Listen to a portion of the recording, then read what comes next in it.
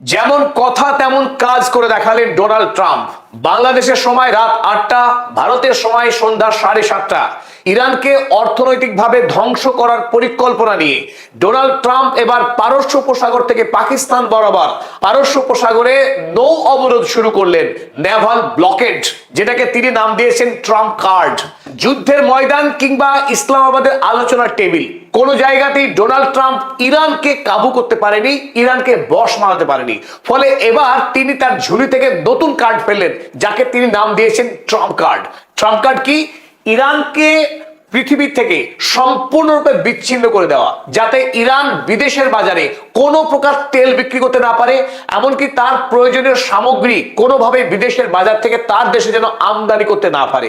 ভাবখানা এমন যেন ইরান এতদিন ধরে বিশ্বের বাজারে উন্মুক্ত বাণিজ্য করে এসছে। গত ৪৭ বছর ধরে ইরানের উপরে যেভাবে একের পর এক স্যাংশন চাপিয়ে রেখেছিল, ইরানের উপরে এই মুহূর্তে ৯,০০০-এরও অধিক স্যাংশন রয়েছে আমেরিকা যুক্তরাষ্ট্রের, রাষ্ট্রসংঘের এবং ইউরোপীয় ইউনিয়নের। ফলে ইরান এতদিন ধরেও বিশ্বের বাজার থেকে একরকম বিচ্ছিন্নই ছিল। তবুও স্ট্রেট অফ হরমুজ দিয়ে ইরান তার তেল বিক্রি কাজ কিন্তু কম বেশি চালিয়ে যাচ্ছিল। সুতরাং ডোনাল্ড ট্রাম্প এই মুহূর্তে ইরানকে বিশ্বের বাজার থেকে বিচ্ছিন্ন করবার জন্য এই ওমান উপসাগর থেকে পাকিস্তানের উপকূল বরাবর এই বিস্তীর্ণ অঞ্চল জুড়ে তার বিরাট রণবহর এনে এই মুহূর্তে গোটা স্ট্রেট অফ হরমুজকে আরো একবার দ্বিতীয় পর্যায়ের ব্লকেড করে দিল আমেরিকা যুক্তরাষ্ট্র।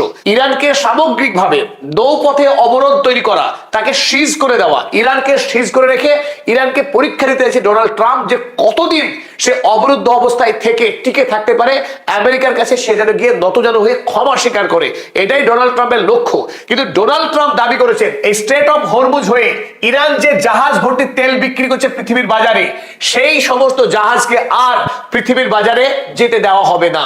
এমনকি চায়না বা অন্য কোনো দেশের ট্যাঙ্কার এই ইরানের বন্দর থেকে তেল নেওয়ার জন্য যদি প্রবেশ করার চেষ্টা করে, সেই জাহাজকেও এখানে আটকে দেওয়া হবে, ঢুকতে দেওয়া হবে না। এমনকি অন্য দেশের জাহাজ, যে জাহাজ তেল নিয়ে আসে কথার কথা বাহরাইন থেকে, বাহরাইন থেকেও যদি তেল নিয়ে সেই জাহাজ বের হয় এবং স্ট্রেট অফ হরমুজে যদি ইরানকে টোল দেয়, সেই জাহাজকেও কিন্তু এখান থেকে বেরোতে দেবে না আমেরিকা যুক্তরাষ্ট্র। ফলে বিদেশের বাজারে গোটা পারস্য উপসাগরীয় দেশ থেকে একটি ট্যাঙ্কার তেলও কিন্তু আর পার হতে পারবে না। কারণ ইরান আগেই স্ট্রেট অফ হরমুজে তারা ব্লকেড রেখেছিল, সেখান থেকে নির্দিষ্ট কিছু জাহাজকে পার হবার অনুমতি দিচ্ছিল ইরানকে ২ মিলিয়ন ইউএসডি পরিমাণ টোল দেওয়ার পর। ফলে পৃথিবীতে একদিকে অন্য দেশের কম বেশি জাহাজ পাস করছিল স্ট্রেট অফ হরমুজ দিয়ে, আর সবচেয়ে বড় বিষয় ইরান এই যুদ্ধকালীন সময়ে পৃথিবীর বাজারে বিপুল পরিমাণে তেল বিক্রি করেছে। সরাসরি তো বিক্রি করেইছে, ঘোস্ট ফ্লিটের মাধ্যমে ইরান বিশ্বের বাজারে বিপুল পরিমাণে তেলের সাপ্লাই দিয়েছে। ফলে যুদ্ধকালীন সময়ে যেমনটা আশঙ্কা করা হয়েছিল যে তেলের ব্যাপক সংকট শুরু হবে, ততখানি সংকট হয়নি। তার কারণ আড়ালে গোপনে ইরান বিশ্বের বাজারে বিপুল পরিমাণে তেল সাপ্লাই দিয়ে এসেছিল। কিন্তু এই মুহূর্তে আমেরিকার এই নৌ অবরোধ শুরু করার ফলে বিশ্বের বাজারে তেলের কিন্তু ঘাটতি দেখা দেবে, তার নিঃসন্দেহে বলা যায়। এখন প্রশ্ন হলো, গোটা পৃথিবী ডোনাল্ড ট্রাম্পের এই ম্যাডনেস, তার এই হিংস্র পদক্ষেপকে কিভাবে দেখবে?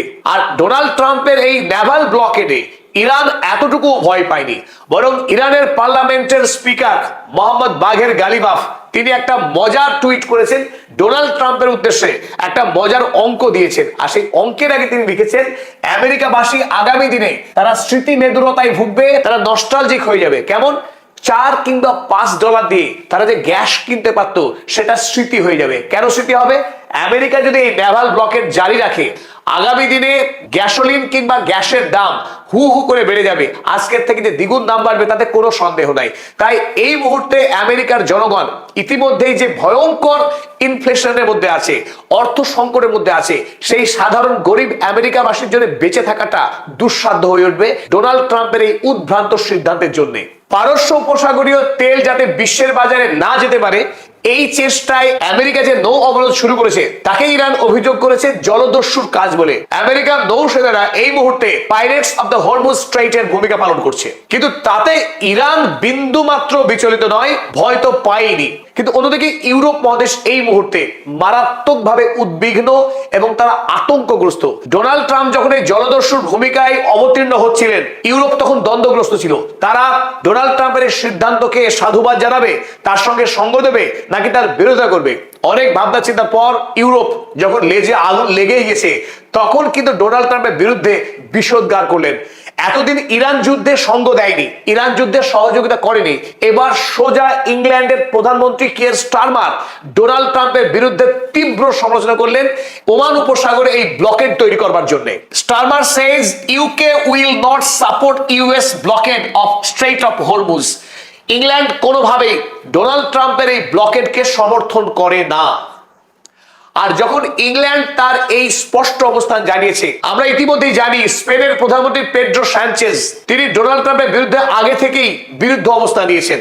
তাই গোটা ইউরোপ মহাদেশ আমেরিকার বিরুদ্ধে যাবে, কারণ সবচাইতে ক্ষতিগ্রস্ত হবে ইউরোপ মহাদেশ আগে, তারপর ভারত, বাংলাদেশ বা এশিয়া মহাদেশের অন্যান্য দেশ।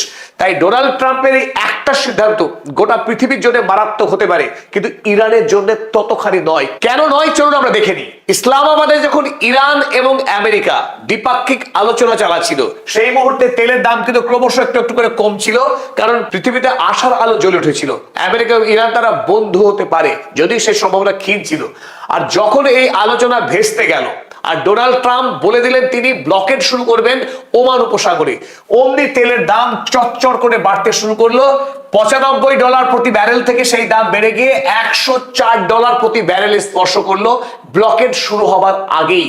আর আজ ভারতীয় সময় সন্ধ্যা 7:30টার সময় যখন অফিসিয়ালি আমেরিকার নৌসেনারা এই ওমান উপসাগরে ব্লকেড শুরু করে দিল, আগামীকাল তেলের দাম আবারও $115 স্পর্শ করার জোর সম্ভাবনা রয়েছে। তাই আমেরিকা যদি তার এই ব্লকেট থেকে না সরে, তাহলে গোটা পৃথিবীতে এমনিতেই পেট্রোকেমিক্যাল দ্রব্যের আকাল পড়ে গেছে। রাসায়নিক সারের অভাব এখন বিশ্বজোড়া। তাই পৃথিবীতে ইউরিয়া, পটাশ এবং ডিএপির মতো গুরুত্বপূর্ণ সার না পেয়ে কৃষিকাজের ব্যাপক ক্ষয়ক্ষতি হবে এবং আগামীতে খাদ্য সংকট হওয়ার এক জোরদার সম্ভাবনা রয়েছে। অর্থাৎ ডোনাল্ড ট্রাম্পের একটি মূর্খামির জন্য গোটা পৃথিবীর মানুষকে মাসুল গুনতে হবে, অথচ লক্ষ্য ছিল ইরানকে জব্দ করা। ইরানকে জব্দ করতে গিয়ে এই মূর্খ ডোনাল্ড ট্রাম্প, বলদ ডোনাল্ড ট্রাম্প গোটা পৃথিবীর মানুষকে শাস্তি দেওয়ার চেষ্টা করছেন। কিন্তু এই সিদ্ধান্ত ডোনাল্ড ট্রাম্পের নিজের ঘরেই আগুন লেগে যাবে। আগামী দিনে ডোনাল্ড ট্রাম্পকে আমেরিকা যুক্তরাষ্ট্র ছেড়ে পালাতে হয় কিনা সে বিষয়ে একটা গুঞ্জন শুরু হয়েছে, কারণ আমেরিকার মানুষ এই ব্লকেটের যে ভার, এর যে পাপ, তা আমেরিকার মানুষ বহন করতে পারবে না। প্রথাগত নিয়ম মেনে ইরান আরো একবার আমেরিকা যুক্তরাষ্ট্রকে হুমকি দিয়েছে পারস্য উপসাগরের এই আরব দেশের বাদশাগুলোকে, যারা এখনো পর্যন্ত ডোনাল্ড ট্রাম্পের সঙ্গে বন্ধুত্ব বজায় রেখেছে। এখনো পর্যন্ত তারা আমেরিকা যুক্তরাষ্ট্রকে তাদের দেশের যে সেনা ছাউনি, সেই সেনা ছাউনিকে তুলে নেওয়ার কোনো নির্দেশ দেয়নি, বরং এখনো পর্যন্ত মার্কিন সেনারা এই দেশগুলোতে বহাল তবিয়তে আছে। সুতরাং এবার ইরান জানিয়েছে, Iran threatened to retaliate against Gulf ports for US blockade. America যেহেতু ইরানকে নৌ অবরোধ করলো, তাই ইরানও এই পারস্য উপসাগরের দেশগুলির যতগুলো বন্দর আছে সমস্ত বন্দরকে অবরোধ করবে এবং তারা দেখতে চায় কিভাবে এই আমেরিকার বন্ধু রাষ্ট্রগুলো বিদেশকে কি করে তেল বিক্রি করে। আর ইরানকে শাস্তি দিয়ে গোটা পৃথিবী কিভাবে টিকে থাকে সেটাই দেখতে চাইছে ইরান। কিন্তু একটা প্রশ্ন এখানে অনেকের মনেই জাগতে পারে, ডোনাল্ড ট্রাম্প হঠাৎ করে এই নৌ অবরোধের কথা কেন ভাবলেন? 2 সপ্তাহ যুদ্ধবিরতির যে ঘোষণা দিয়েছিলেন, সেই যুদ্ধবিরতির সময় পার হলে তিনি অনায়াসে ইরানকে আবার আক্রমণ করতে পারতেন। কিন্তু এখানেও একটা ভুল আমাদের হচ্ছে যে আমেরিকা যুক্তরাষ্ট্র যুদ্ধ করে যে ইরান কোনোদিন জিততে পারবে না, সেটা ডোনাল্ড ট্রাম্প হাড়ে হাড়ে জেনে গেছেন। সুতরাং আগামী দিনে তিনি যে সামরিক যুদ্ধে ইরানের বিরুদ্ধে যাবেন না, তার সম্ভাবনা অত্যন্ত তীব্র। আর নৌ অবরোধ কেন করলেন তার যুক্তি এখানে রয়েছে। এই যুদ্ধকালীন সময়ে ইরান ইতিমধ্যেই বিপুল পরিমাণের বৈদেশিক মুদ্রা অর্জন করেছে। তার যে তেল বিক্রির হার ছিল, সেই হারকে 3 গুণ বাড়িয়েছে। ফলে ইরান এই মুহূর্তে বিদেশ থেকে প্রচুর পরিমাণের টাকা রোজগার করছে। আর এই রোজগার থেকেই ইরান অনায়াসে আমেরিকার বিরুদ্ধে দীর্ঘকাল যুদ্ধ চালিয়ে যাবে। তাকে কোনোভাবে যুদ্ধে হারানো সম্ভব নয়। তাই ইরানকে হাতে না মেরে ভাতে মারতে চাইছে ডোনাল্ড ট্রাম্প। সুতরাং তিনি নৌ অবরোধের কথা ভেবেছিলেন। চলুন আমরা দেখে নিই, যুদ্ধ শুরু হওয়ার আগে আমেরিকা যুক্তরাষ্ট্র যখন প্রতিদিনে 56.4 মিলিয়ন প্রতিদিনে তেল বিক্রি করে রোজগার করত, সেই রোজগার বেড়ে গিয়ে এখন দাঁড়িয়েছে 170 মিলিয়ন প্রতিদিনে, যেটা তেল বিক্রির বাইরেকার হিসেব পাওয়া যায়। কিন্তু ঘোষ ফ্লিটের মাধ্যমে তেল বিক্রি করে কত টাকা রোজগার করছে ইরান, তার সঠিক হিসেব পৃথিবীর কারোর কাছে নেই। এমনকি পেট্রোকেমিক্যালসও বিক্রি করেছে পৃথিবীতে প্রচুর পরিমাণে ঘোষ ফ্লিটের মাধ্যমে। ফলে এই যুদ্ধকালীন সময়ে ইরানের রোজগার যুদ্ধের আগের তুলনায় বহুগুণ বৃদ্ধি পেয়েছিল। ফলে ইরান কোনোভাবেই আমেরিকার কাছে মাথা নোয়াতে রাজি হয়নি। তাই ডোনাল্ড ট্রাম্প শেষ চেষ্টা করছে কোনোভাবে ইরানকে অর্থনৈতিকভাবে ধ্বংস করা যায় কিনা। এখানে ডোনাল্ড ট্রাম্পের সবচাইতে বড় ভুল, গত 47 বছর ধরে ইরান পৃথিবী থেকে অবরুদ্ধ হয়েই রয়েছে, বিচ্ছিন্ন হয়েই রয়েছে। পৃথিবীতে একমাত্র ব্যতিক্রম রাষ্ট্র ইরান, যেখানে রেজিস্ট্যান্স ইকোনমি সফলভাবে দাঁড়িয়েছে। আয়াতুল্লাহ আলী খামেনি এমন ব্যবস্থা তৈরি করেছিলেন যাতে ইরান পৃথিবীর অন্য কোনো দেশের উপর নির্ভরশীল না হয়েও আত্মনির্ভর হয়ে দীর্ঘকাল বেঁচে থাকতে পারে।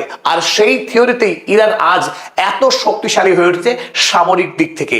তাই ইরানকে দুর্বল করা এত সহজ নয়, কারণ স্ট্রেট অফ হরমুজের বিপরীত দিকে ইরানকে ছুঁয়ে আছে ক্যাসপিয়ান সাগর। এই ক্যাসপিয়ান সাগরের সঙ্গে রয়েছে রাশিয়া। তাই রাশিয়া থেকে খুব অনায়াসে জলপথে এই ক্যাসপিয়ান সাগর হয়ে ইরানে চলে আসবে সমস্ত প্রয়োজনীয় ঔষধ, খাবার, যাবতীয় জিনিস। এমনকি ক্রিটিক্যাল অস্ত্রের যদি প্রয়োজন হয়, সেই অস্ত্র সাপ্লাই যদি ইরান পেয়ে যেতে পারে চীনের কাছ থেকে। কিভাবে? এই হলো চীন। এই চীন থেকে সোজা রাশিয়া হয়ে স্থলপথে এসে এই ক্যাসপিয়ান সাগর অনায়াসে ইরানে প্রবেশ করা সম্ভব। তাই চীন এবং রাশিয়ার সঙ্গে ইরানের যোগাযোগ কিন্তু অক্ষত থাকছে। যদিও ওমান উপসাগরে আমেরিকা ব্লকেড করে রেখেছে সেটা এই জায়গায়, কিন্তু এদিকে ক্যাসপিয়ান সাগরের সঙ্গে ইরানের যোগাযোগ অক্ষত রয়েছে। তাই ইরানকে তার বন্ধু রাষ্ট্র থেকে বিচ্ছিন্ন করা আমেরিকার পক্ষে অসম্ভব। এই জন্যই বিখ্যাত রাজনৈতিক বিশ্লেষক জেমস বেইজ তিনি দাবি করছেন ইরানের পক্ষে এই ধাক্কা সামলানো যতটা সহজ, পৃথিবীর জন্য কোনোভাবেই সম্ভব না এই আঘাতকে সহ্য করা। চলুন আমরা দেখে নিই তিনি কি লিখেছেন। It's almost a race to the damage on ইরানস economy. America যেন রেসে নেমেছে, যে কোনো মূল্যে ইরানের অর্থনীতিকে ধ্বংস করতে চাইছে। অথচ আ country that had sanction since 1979, অথচ ইরান সেই দেশ যে দেশের উপরে 1979 সাল থেকে স্যাংশন রয়েছে। That's very economically resilient although it has deep economic problems। যদিও ইরানের অর্থনৈতিক কিছু সমস্যা রয়েছে, কিন্তু ইরানের প্রতিরোধ করার শক্তি ভয়ঙ্কর বেশি। তাই ইরানকে কাবু করা অসম্ভব। And the global economy which could, I think, possibly see damage much faster and much deeper than Iran।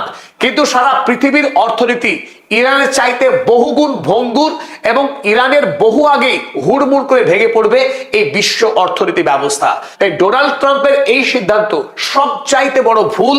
আর এটাই খুব শিগগিরই প্রমাণ হবে গোটা পৃথিবীর যারা রাষ্ট্রনায়ক তারা আগামী কাল থেকেই ডোনাল্ড ট্রাম্পের বিরুদ্ধে রুখে দাঁড়াবে। সেটা শুধু সময়ের অপেক্ষা। আগামীকাল হতে পারে গোটা ইউরোপীয় ইউনিয়ন আমেরিকার এই সিদ্ধান্তের বিরুদ্ধে প্রতিবাদ করবে প্রথম। এখন পদাতিকের চোখ পড়ে রইল পারস্য